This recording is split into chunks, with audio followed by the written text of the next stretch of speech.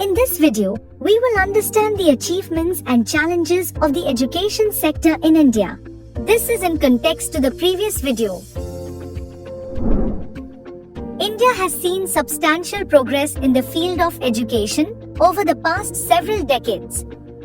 Since the 1950s, the expansion of educational institutions has been remarkable.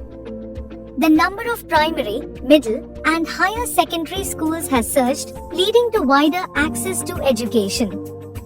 Similarly, higher education has seen immense growth, with a substantial rise in the number of colleges and universities across the country. At the same time, improvements in educational attainment are visible.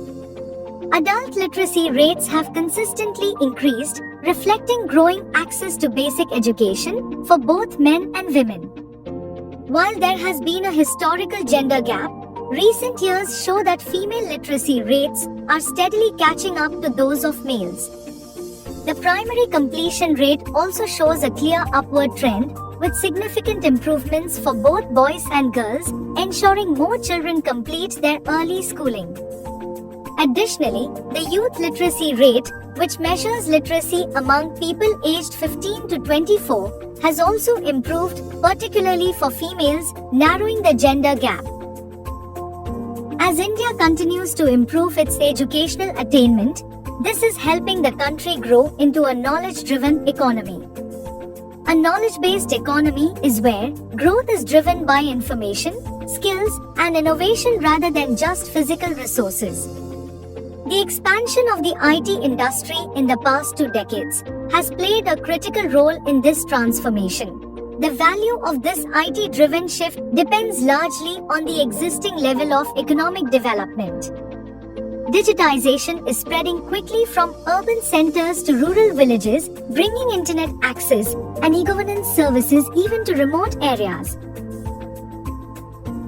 With 96.5% of children attending school, India seems to have substantially improved its educational attainment. But the quality of school education continues to be low or moderate, and educational infrastructure is seriously inadequate. Administrative issues, as highlighted by Child Rights NU, show that children are often denied admission due to missing documents like birth certificates and proof of residence. In some cases, parents are even forced to pay fees for what should be free education. Some other key challenges include: first, high number of illiterates. Even with a rising literacy rate, India still has 36 crore illiterate people. The literacy gap between males and females in India is gradually narrowing, reflecting progress in gender equity. Yet, there is a strong need to focus on women's education, as it is essential for improving their economic independence and social upliftment. Furthermore, women's education positively influences family planning and healthcare outcomes. Second, in terms of higher education, few students make it to higher levels of education. The focus on degrees leaves many youth unemployed, with 30% of female graduates jobless. This highlights the need to increase government investment in higher education, alongside improving the quality of institutions to provide students with employable skills. Third is gender bias, as is evident through lower enrollment and higher dropout rates among females. Another issue is the rural-urban divide.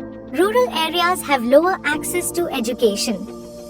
Privatization of education is yet another issue. Expensive private education widens the gap between rich and poor. Finally, low government spending. Only 4 to 5% of GDP is spent on education, which is below the 6% target. To summarize, education in India has progressed significantly in terms of access and literacy rates. However, the focus must shift from basic literacy to quality education that ensures holistic development. The government's role is crucial, yet challenges like vocational gap, rural-urban divide, and gender bias persist. After watching this video, you should be able to answer questions as shown on the screen.